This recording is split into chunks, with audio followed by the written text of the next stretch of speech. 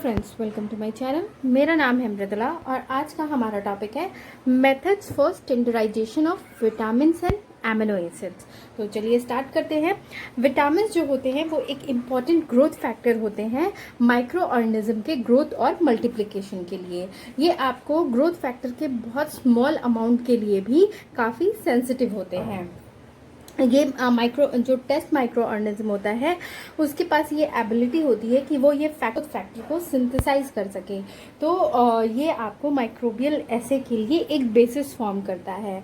जो test micro organism हम use करते हैं कुछ वाटर सॉल्युबल विटामिन के लिए, वो है विटामिन B12 के लिए हम लैक्टोबैसिलस लेक्टमनी करते हैं, जिसका इंक्यूबेशन टेम्परेचर 37 होता है और pH जो होता है 6.1 होता है। विटामिन B6 जिसके लिए सैक्रोमाइसिस यूवेरम पे करते हैं 30 डिग्री सेल्सियस इंक्यूबेशन टेम्परेचर, 4.5 आपका SAPH। राइबोफ्लेविन के लिए लैक्टोबैसिलस केजी 37 डिग्री सेल्सियस पे उसे इंक्यूबेट करते हैं और 6.1 pH होता है। थाइमिन जो है उसके लिए हम लैक्टोबैसिलस विरिडिसेस यूज़ करते हैं जिसके लिए इंक्यूबेशन 30 डिग्री सेल्सियस और SAPH 6.0 होता है। बायोटीन के लिए हम लैक्टोबैसिलस प्लांटेरम का यूज़ करते हैं, 37 डिग्री सेल्सियस पे इंक्यूबेट करते हैं और 6.8 pH होता है।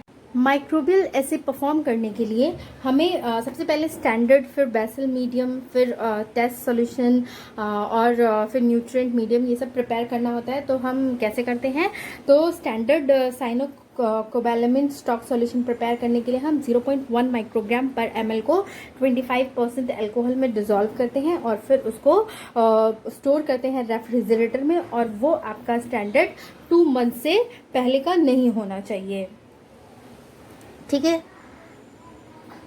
बेसल मीडियम जो होता है उसका जो मेन कंपोजिशन होता है उसमें L-सिस्टीन होता है, DL ट्रिप्टोफैन होता है। इधर मैंने आपके कंस्टिट्यूएंट लिखे हुए हैं। 10 ml HCl होता है, 5 ml adenine guanine uracil solution होता है, 5 ml ज़ैंथीन सॉल्यूशन होता है और 10 ml riboflavin thiamine biotin niacin solution होता है।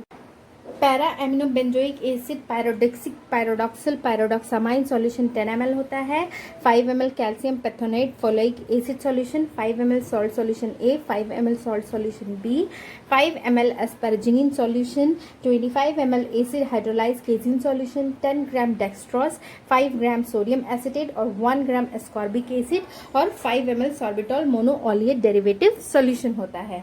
अब इस कंस्टिट्यूएंट को हम कैसे प्रिपेयर करते हैं, तो सबसे पहले L-सिस्टीन और DL ट्रिप्टोफैन को हम हाइड्रोक्लोरिक एसिड और उसके में डिसॉल्व करते हैं। उसके बाद जो सारे इंग्रेडिएंट्स हैं जो कि आपके इस फॉर्मूला में दिया हुआ है उसको हम सीरियली जिस तरह से लिस्टेड है उस तरह से डिसॉल्व करते हैं। उसके बाद फाइनली हम डेक्सट्रोज को डिसॉल्व करते हैं, सोडियम एसिटेट और एस्कॉर्बिक एसिड को, इन तीनों को हम अलग अलग करते हैं 100 ml वाटर में और फिर उसको इस मिक्सचर में हम ऐड कर देते हैं। उसके बाद मीडियम का जो pH है उसको एडजस्ट करते हैं 6.0 पे 1 नॉर्मल सोडियम हाइड्रोक्साइड से।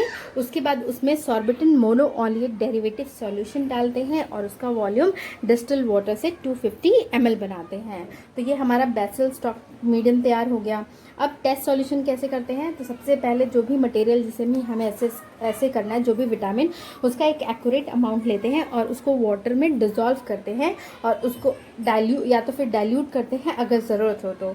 उसके बाद उसमें डाइल्यूट HCl डालते हैं और सोडियम हाइड्रोक्साइड का सॉल्यूशन डालते हैं जिससे कि हम pH को 6.0 मेंटेन करें टेस्ट सॉल्यूशन का, और फिर फाइनल वॉल्यूम बनाने के लिए हम उसमें वाटर ऐड करते हैं। हम इनोकुलम कैसे प्रिपेयर करते हैं, तो सबसे पहले इनोकुलम के लिए हम कल्चर मीडिया बनाते हैं जिसका कॉम्पोजिशन होता है ईस्ट ट्रैक्ट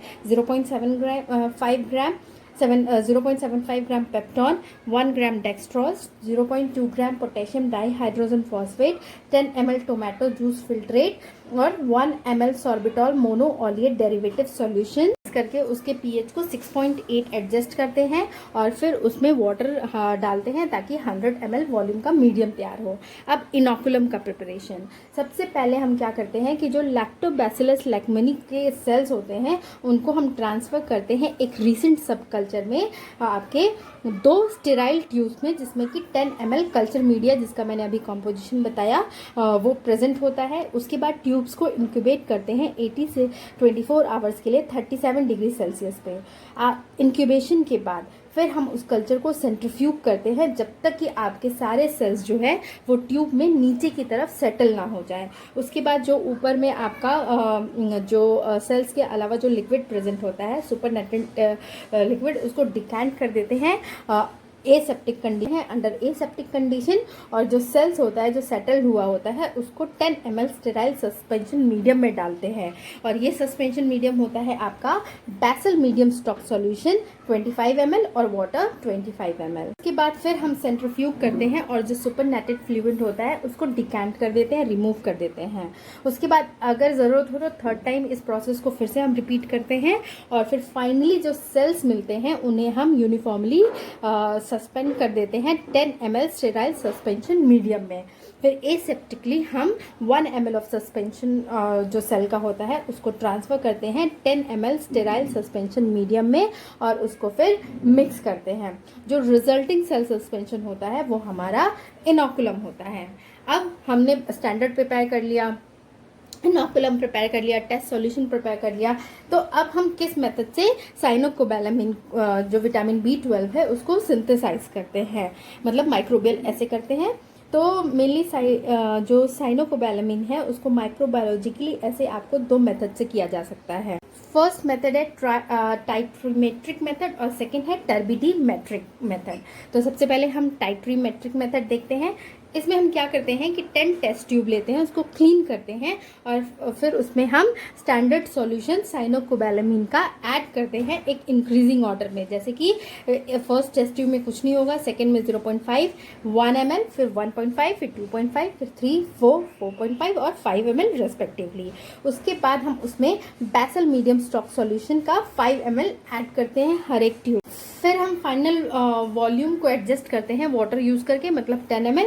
फिर अनदर 4 टेस्ट ट्यूब लेते हैं जिसमें 0.1, 2, 3, 4 ml हम टेस्ट सॉल्यूशन को ऐड करते हैं।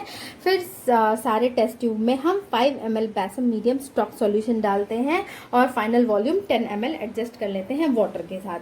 फिर अब हमारे टेस्ट ट्यूब जो जिसमें कि टेस्ट सैंपल है और स्टैंडर्ड है वो हमारे प्रिपेयर हो गए। तो अब सारे टेस्ट ट्यूब को हम ऑटोक्लेव में 121 डिग्री सेल्सियस पे 5 मिनट्स के लिए स्टेरिलाइज करते हैं और फिर स्टेरिलाइजेशन के बाद सारे टेस्ट ट्यूब को हम कूल करते हैं रूम टेम्परेचर तक और फिर उसमें हम इनोकुलम ऐड करते हैं जो जिसमें कि आपका लैक्टोबैसिलस लेकमिनी प्रेजेंट होता है।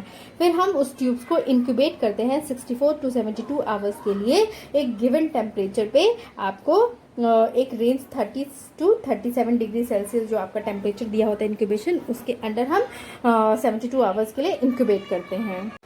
फिर जो कंटेंट होता है हमारा हर एक ट्यूब में उसको टाइट्रेट करते हैं 0.05 नॉर्मल NaOH के साथ और इलेक्ट्रोमेटिकली या फिर 0.1% weight by volume bromothymol blue as a indicator use करके, जिसमें कि ये ब्लू कलर आपका ग्रीन में कन्वर्ट हो जाता है। उसके बाद हम एवरेज टाइट्रेशन वैल्यू हर एक स्टैंडर्ड और टेस्ट सैंपल का कैलकुलेट करते हैं और एक ग्राफ प्लॉट करते हैं टाइट्रेशन वैल्यू जो कि आपका ml में एक्सप्रेस होता है अगेंस्ट जो आपका स्टैंडर्ड साइनोकोबैलामिन सॉल्यूशन होता है। इस तरह का एक ग्राफ प्लॉट करते हैं स्टैंडर्ड साइनोकोबैलामिन सॉल्यूशन और टाइट्रेशन वैल्यू का। फिर एक स्मूथ कर्व ड्रॉ करते हैं जो कि डिटरमाइन करता है आपके टेस्ट सॉल्यूशन का क्या कंसंट्रेशन है जो कि आपका इफेक्टिव है अगेंस्ट दैट माइक्रो ऑर्गेनिज्म, और इस तरह से हम विटामिन B12 की एक्टिविटी को इंटरप्रिटेट करते हैं। सेकंड जो मेथड है वो है आपका टर्बिडीमेट्रिक मेथड। इसमें बेसिकली हम क्या करते हैं कि 12 क्लीन टेस्ट ट्यूब्स लेते हैं और सब में हम एक्सेप्ट 2, मतलब सिर्फ 2 को छोड़ के हम बाकी सब में स्टैंडर्ड साइनोकोबैलामिन सॉल्यूशन ऐड करते हैं इंक्रीजिंग ऑर्डर में। उसके बाद उसके वॉल्यूम उसमें 5 ml बैसल मीडियम सारे फिर टेस्ट ट्यूब में ऐड करते हैं, मतलब ऑल 12, और उसके बाद उसका फाइनल वॉल्यूम 10 ml हम मेंटेन करते हैं वाटर यूज करके। फिर अनदर 4 टेस्ट ट्यूब लेते हैं और उसमें 1, 2, 3, 4 ml टेस्ट सॉल्यूशंस ऐड करते हैं, और फिर उस टेस्ट ट्यूब्स को में हम 5 ml बैसल स्टॉक सॉल्यूशन ऐड करते हैं, उसके वॉल्यूम को एडजस्ट करते हैं 10 ml तक। फिर हम सारे टेस्ट ट्यूब को स्टेरिलाइज करते हैं 121 डिग्री सेल्सियस पे 5 मिनट्स के लिए, और स्टेरिलाइजेशन के बाद टेस्ट ट्यूब को हम कूल करते हैं अप टू रूम टेम्परेचर, और उसमें 1 ड्रॉप ऑफ इनोकुलम यानी कि लैक्टोबैसिलस लेकमनी डालते हैं, एक्सेप्ट उन 2 टेस्ट ट्यूब जिसमें कि हमने स्टैंडर्ड नहीं यूज किया, उसमें हम टेस्ट सैंपल भी इनोकुलम भी नहीं ऐड करते हैं। उसके बाद सारे को इंक्यूबेट करते हैं 30 to 37 डिग्री सेल्सियस पे 16 to 24 आवर्स के लिए, और फिर अनइनोकुलेटेड ब्लैंक ट्यूब को हम यूज करके एडजस्ट करते हैं ट्रांसमिटर्स को 640 माइक्रोमीटर, जिसमें हमने मतलब उन टेस्ट ट्यूब जिसमें कि हमने इनोकुलम नहीं ऐड किया है उनकी हेल्प से हम एडजस्ट करते हैं ट्रांसमिटर्स को 640 माइक्रोमीटर पे, जिससे कि 100% फोटो इलेक्ट्रिक कैलोमीटर में। ठीक है, उसके बाद हम कंटेंट को थॉरली मिक्स करते हैं हर एक ट्यूब में, और फिर सबका ट्रांसमिटेंस रीडिंग हम रिकॉर्ड करते हैं। फिर एक ग्राफ प्लॉट करते हैं ट्रांसमिटेंस और साइनोकोबैलामिन सॉल्यूशन के अगेंस्ट, और एक स्मूथ कर्व ड्रॉ करते हैं, जिससे कि हमें जो भी साइनोकोबैलामिन का टेस्ट सॉल्यूशन है उसका कंसंट्रेशन पता चलता है, जो कि इस माइक्रो ऑर्गेनिज्म के अगेंस्ट इफेक्टिव होता है। अब देखते हैं हम microbial essay of amino acids. तो 20 डिफरेंट एमिनो एसिड्स प्रेजेंट होते हैं जो कि आपको प्रोटीन के सिंथेसिस में हेल्प करते हैं। तो बहुत various type of micro organism जैसे कि बैक्टीरिया और फंगी यूज होते हैं एमिनो एसिड्स के एसे के लिए, जैसे एलेनिन के लिए ल्यूकोनोस्टॉक सिट्रोवोरम, आर्जिनिन के लिए स्ट्रेप्टोकोकस फेकालिस, मेथोनिन, थ्रियोनिन और ट्रिप्टोफैन के लिए भी स्ट्रेप्टोकोकस फेकालिस का यूज होता है। अलावा जो बाकी रेस्ट होते हैं aspartic acid, cysteine, glycine, histidine, फिनाइन, एलेनिन, प्रोलिन, सेरीन, इन सब के लिए ल्यूकोनोस्टॉक मेसेंटेरॉइड्स का हम यूज करते हैं एज अ टेस्ट ऑर्गेनिज्म। अब प्रोसीजर क्या होता है, हम कैसे माइक्रोबियल ऐसे करते हैं। तो एमिनो एसिड्स का जो माइक्रोबायोलॉजिकल ऐसे होता है वो टर्बिडीमेट्रिक मेथड से होता है।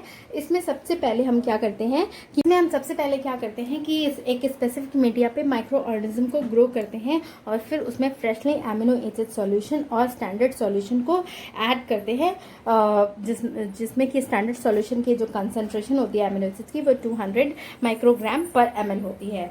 उसके बाद हम क्या करते हैं कि डाइल्यूटेड सॉल्यूशन यूज करके डुप्लीकेट ट्यूब्स प्रिपेयर करते हैं, जिसमें कि आपका ये कंसंट्रेशन 0 to 1.0 पर ml डाइल्यूशन होता है, जो कि इंक्रीजिंग ऑर्डर में होता है। फिर हम 2 ट्यूब्स और भी अलग से प्रिपेयर करते हैं 1 ml original amino acid use करके एट अ लेवल ऑफ 0.2, 0.4, 0.6, 0.8 और 1 ml का।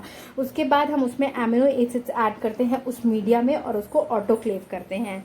ठीक है, फिर उस मीडिया जब वो उसके बाद जितना ऑटोक्लेव के बाद जो मीडिया को हम कूल करते हैं, और फिर सारे टेस्ट ट्यूब्स जिसमें कि ये मीडिया प्रेजेंट होता है उसमें माइक्रो ऑर्गेनिज्म ऐड करते हैं, और फिर लेकिन उसमें से कुछ ट्यूब्स को हम ब्लैंक छोड़ देते हैं। उसके बाद सारे टेस्ट ट्यूब्स को हम इंक्यूबेट करते हैं 37 डिग्री सेल्सियस पे 50 से 20 आवर्स के लिए, और आफ्टर इंक्यूबेशन हम जितने भी टेस्ट ट्यूब हैं उसको कंपेयर करते हैं ब्लैंक के साथ, जिसमें कि कोई माइक्रो ऑर्गेनिज्म नहीं प्रेजेंट है।